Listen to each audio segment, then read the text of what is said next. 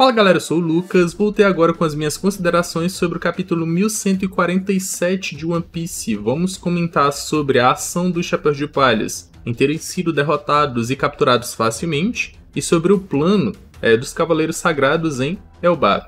Para iniciar o capítulo, já deixa aquele like, se inscreve no canal se ainda não for inscrito, e já queria pedir desculpas aqui pro Oda por causa dessa cena, porque eu desci o pau falando que os Chapéus de Palhas não deveriam ter sido capturados facilmente, mas o Oda foi genial aqui e explicou o motivo disso ter acontecido logo no primeiro quadro, na primeira página desse capítulo. Vamos lá, que a primeira página é essa, onde nós temos exatamente o seguinte: nós não vamos derrotá-los, eles são imortais. Então o Oda já deixou claro o porquê os Chapéus de Palhas foram ou se deixaram ser capturados, e principalmente o Jinbe, que eu caí de pau nele por ser um dos mais fortes e ter sido derrotado. São 3 os pontos, pensando melhor, e agora eu concordo com o Oda, que fizeram o Jinbe se deixar ser capturado. O primeiro deles é que eles são imortais, não tem até o momento uma forma de derrotá-los além do Haki do Rei do Joy Boy, que a gente viu que aconteceu lá na batalha em Egghead. O segundo é que eles não sabem como funcionam os poderes dela e o Jinbe quer entender. E o terceiro é que o Kron, ou Colon, foi capturado. Então o Jinbe se deixou ser capturado. E aqui ó, a gente pode ter certeza disso, que foi a primeira vez que eles atacaram ela, e essa foi a primeira vez que eles viram que ela é imortal.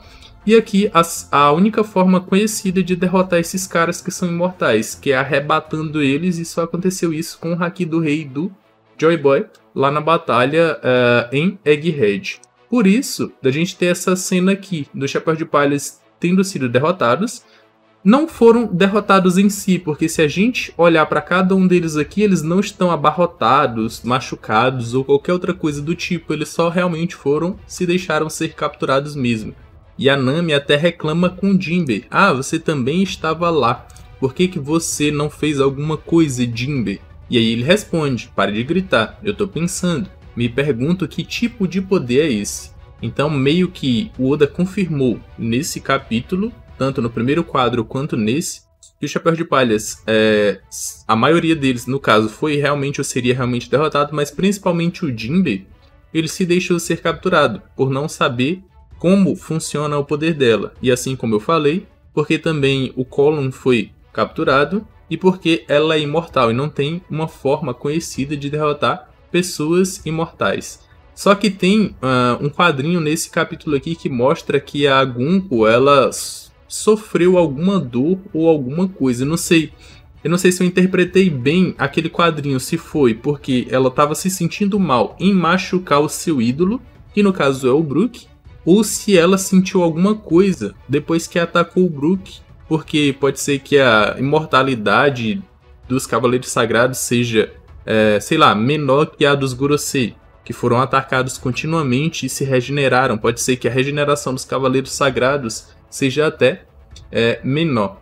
Mas o Oda respondeu aqui e eu fiquei satisfeito com essa resposta. A partir do momento que eles tiverem uma certeza sobre os poderes dela e sobre como derrotar alguém imortal, eles vão partir com tudo pra cima dos Cavaleiros Sagrados. Mas não tem como não deixar de notar a aura absurda que os Chapéus de Palhas emanam quando eles são colocados contra a parede em relação às suas convicções a estar navegando com o bando dos Chapéus de Palhas e apoiar o Luffy se tornar o rei dos piratas. Porque a Gunko fala pro Brook: ah, se você não virar meu escravo e compor músicas pra mim, você vai morrer. E o Brook fala que não importa de morrer. Não se importa de morrer, porque se ele não cumprir sua promessa, que é dessa segunda vida que ele ganhou com o Luffy, ele prefere estar morto.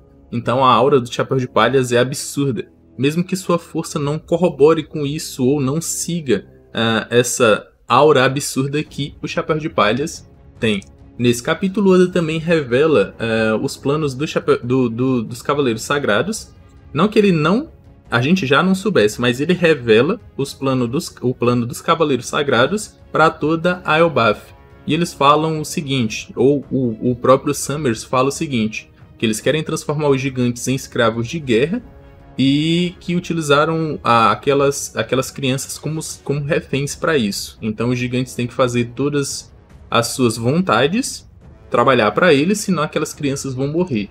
E o que eles querem de início que aconteça é que a escola e a biblioteca de Elbaf sejam destruídos, porque as crianças elas têm que crescer na guerra, na batalha, lutando para servir o governo mundial. Além disso, Oda mostra diversos panoramas ou diversos pontos dessa batalha que está acontecendo. A gente vê aqui, ó, por exemplo, diversas vilas diferentes que a gente ainda não conhecia de Elbaf, como a vila dos ferreiros, a vila dos caçadores e por aí vai. E todos eles começam a descobrir o que está realmente acontecendo em Elbaf. Inclusive, o Oda também contextualiza sobre essas crianças e quem são elas e até um pouco das suas personalidades. Inclusive, é uma cena engraçada aqui do Kron dizendo que foi salvar todos eles, mas ele também fica com medo das criaturas que aparecem um pouco depois. E os únicos gigantes, ou gigantes mais fortes que poderiam fazer alguma coisa para salvar as crianças,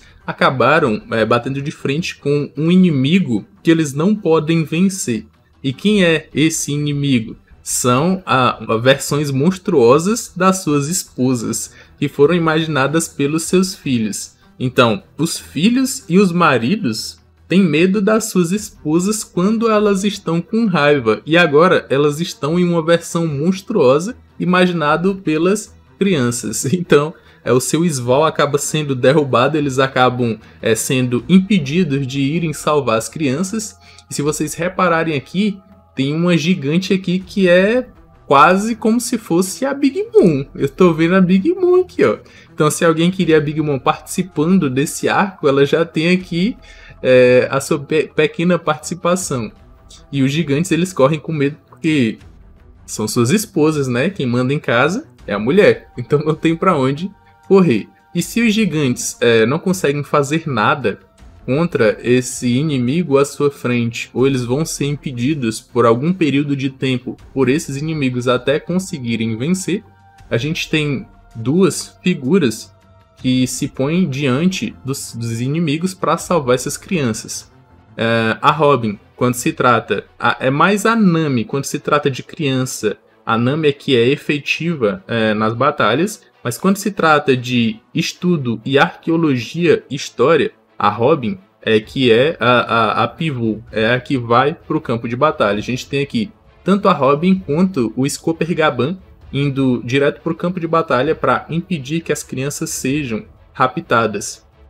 E é só esses dois, por enquanto, que conseguem fazer alguma coisa ou estão aptos a fazer alguma coisa. O Chopper até pode ir com a Robin como um apoio para ela na batalha. Mas essa batalha realmente vai se tornar grandiosa quando Luffy, Zoro, Jinbe e a galera que tá lá no submundo junto com o Loki começarem a participar dessa guerra. E eu acho que os 3 Cavaleiros Sagrados que estão aí, eles não vão ser ameaças o suficiente para essa rapaziada.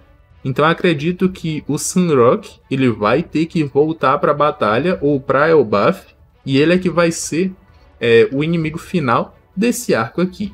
Mas eu quero saber suas opiniões em relação a esse vídeo. Já deixa aquele like, se inscreve aqui no canal se ainda não for inscrito. Comentem suas opiniões que eu vou estar vendo e vou estar dando coraçãozinho para vocês. Aqui na tela final vai estar aparecendo 2 vídeos que eu acredito que vocês vão gostar. Eu me despeço por aqui, um abraço e valeu!